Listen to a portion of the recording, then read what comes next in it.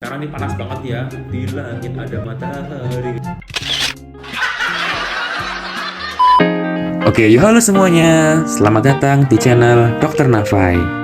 Jangan lupa klik like, komen yang banyak, dan juga share ke teman-teman kamu ya, supaya bisa menjadi jariah untuk kita semua. Nah, kita akan bahas seputar kesehatan, edukasi, Jangan lupa subscribe ya, gaya hidup, supaya nggak ketinggalan info kesehatan lainnya. serta tips kesehatan yang tentunya ringan dan mudah dipahami. Oke, halo semuanya. Oke, gimana kabarnya hari ini? Semoga sehat ya. Nah, jadi pada kesempatan kali ini nih, kita akan membahas tentang mitos atau fakta. Nah, jadi ini mungkin ada beberapa pertanyaan atau mungkin ungkapan dari teman-teman ya, yang mengatakan kalau sebenarnya benar apa enggak sih gitu ya kan. Ini benar, apakah ini fakta, apakah ini mitos? Nah, di antaranya seperti ini pertanyaannya. Dokter, mitos atau fakta mandi malam menyebabkan rematik? Nah, jadi yang pertama, mandi malam itu bisa menyebabkan penyakit rematik. Wah, siapa nih yang suka mandi malam-malam? Terutama yang kalau aktivitas dari siang sampai sore ya kan, pulangnya agak malam. Kalau nggak mandi kan ya lengket ya. Nah, jadi baiknya gimana sih? Mandi apa tidak? Kalaupun mandi, mau pakai air hangat apa air dingin kira-kira gitu kan? Nah, jadi yang pertama jawabannya adalah mitos ya teman-teman. Jadi mitos kalau mandi malam menyebabkan penyakit rematik. Penyakit rematik yang dimaksud itu adalah penyakit yang dia itu gejalanya itu seperti nyeri pada bagian sendi ya kan, atau linu-linu pada bagian tulangnya. Apa ya linu itu yang ngilu gitu, ngilu ya kan. Nah, itu mitos. Jadi sebenarnya apa sih penyakit rematik itu? Dalam bahasa medis, penyakit rematik itu disebut sebagai rheumatoid arthritis ya, yang dimaksud seperti itu. Dia itu merupakan penyakit autoimun. Nah, apa sih autoimun? Jadi autoimun yaitu ketika imun seseorang itu yang harusnya itu menyerang bakteri, virus, penyakit dan sebagainya, dia justru malah menyerang tubuh orang itu sendiri ya. Itu adalah penyakit autoimun. Wah, repot nggak tuh? Dan penyebabnya pun masih bermacam-macam ya. Ada yang bilang dia itu karena keturunan atau genetik, berikutnya karena faktor gaya hidup, hormonal, atau mungkin paparan zat-zat yang dia itu bersifat radikal bebas, atau mungkin dia yang bersifat karsinogenik seperti itu. Nah, kalau mandi malam-malam itu tidak menyebabkan penyakit rematik ya, karena kan dia cuma suhu doang gitu kan. Nah, tapinya nih, mungkin pada orang-orang yang punya penyakit sendi ya, kayak artritis ya kan, tadi rheumatoid arthritis atau penyakit rematik tadi, berikutnya mungkin osteoartritis atau mungkin penyakit radang sebagainya. Nah, kalau seperti itu sebaiknya memang menghindari mandi di malam hari menggunakan air dingin ya kan. Kenapa? Karena bisa memperparah gejalanya. Ingat loh ya, memperparah gejalanya, bukan menyebabkan penyakit tersebut seperti itu. Nah, sekarang baiknya gimana dok? Kita milihnya pakai air dingin kah? Apa air panas kah? Gitu ya. Nah, itu tergantung kebutuhan ya. Manfaatnya dulu deh. Kalau mandi air hangat, itu manfaatnya kan membuat pikiran tuh rileks, otot tuh juga rileks gitu kan. Jadi kalau mau buat tidur tuh enak ya, itu kalau mandi menggunakan air hangat. Nah, sebaliknya kalau air dingin itu bisa untuk membuat badan kita lebih fresh gitu ya, lebih seger gitu kan.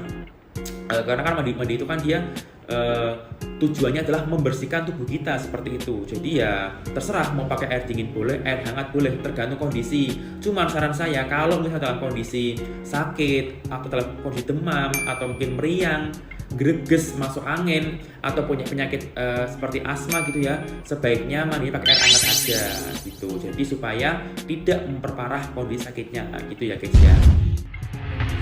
Dokter, mitos atau fakta? Jika sedang haid tidak boleh minum air es. Nah, nih sering nih buat teman-teman yang perempuan terutama ya, kalau kita itu pas kita ya, saya nggak haid ya, kalau perempuan itu haid ya kan, boleh nggak sih minum es? Katanya kalau minum es akan menyebabkan darah itu menggumpal, katanya seperti itu ya. Jawabannya adalah mitos teman-teman ya. Jadi misalnya nih orang haid ya kan, minum air es gitu ya, air es diminum. Ketika dia diminum sebenarnya mulai dari tenggorokan, lambung, usus dan sebagainya, sampai dia itu keluar nanti ya, kalau makan dalam bentuk feses, kalau minum dalam bentuk urin, itu suhunya akan disesuaikan oleh tubuh kita. Jadi nggak ada bedanya tuh, nggak ada beda signifikan ya antara minumnya dingin, hangat atau minumnya adem biasa.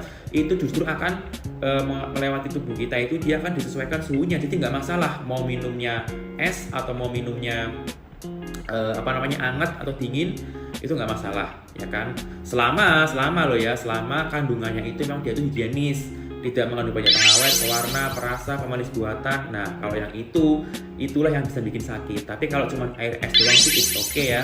Apalagi kan mungkin yang sekarang ini panas banget ya, di langit ada matahari. Minumnya es, ya kan? Kalau misalnya buat menyegarkan, sebenarnya nggak apa-apa. Kalau dia lagi haid boleh kok minum es, nggak masalah ya. Tapi kalau dalam kondisi panas terik, baru pulang dari kantor nih atau dari kuliahan panas, ya ada baiknya jangan langsung minum es ya. Nanti kalau langsung minum es itu bisa menyebabkan panas dalam nanti dia justru ya. Jadi bagusnya minumnya air biasa atau mungkin air hangat gitu kalau dalam kondisi panas ya. Tapi kalau kondisi biasa silahkan boleh minum es. Terlebih lagi orang haid itu kan organnya ini bagian depan tuh seperti organnya nih, ada namanya itu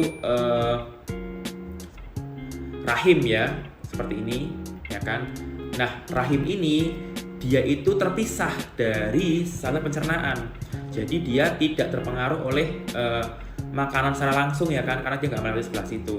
Nah, tapi ini yang perlu dihindari guys, kalau orang haid itu baiknya dihindari minum beralkohol, berkarbonasi atau bersoda, berikutnya kopi atau kafein ya kan, terus makan makanan yang mengandung tinggi lemak, santan gitu-gitu, itu ada baiknya dihindari dulu. Kenapa? Karena makanan-makanan tadi itu bisa menyebabkan metabolisme tubuh kita itu berubah. Jadi dia nanti akan mempengaruhi dari siklus haidnya, entah dia memanjang atau memendek gitu ya. Tapi kalau dia cuma minum air es, air putih loh ya, itu sih it's okay, silahkan, nggak masalah. Ya, tapi tetap semuanya harus dalam takaran ya. Segala sesuatu yang berlebihan itu nggak bagus teman-teman. Nah, apalagi ya? Nah, mungkin kalau kalian mau request, boleh di komen di bawah ya. Mungkin sesi kali ini agak singkat. Semoga yang singkat ini bermanfaat ya. Boleh bisa ke teman-teman, keluarga, ataupun saudara kalian ya. Semoga bisa menjadi ilmu jariah buat kita semua. Jangan lupa tekan tombol like, subscribe, share sebanyak-banyaknya, dan juga komen ya. Nah, terima kasih. Mungkin sekian dari saya. Banyak kurang dari saya, mohon maaf. Wabillahi taufiq wal hidayah. Wassalamualaikum warahmatullahi wabarakatuh.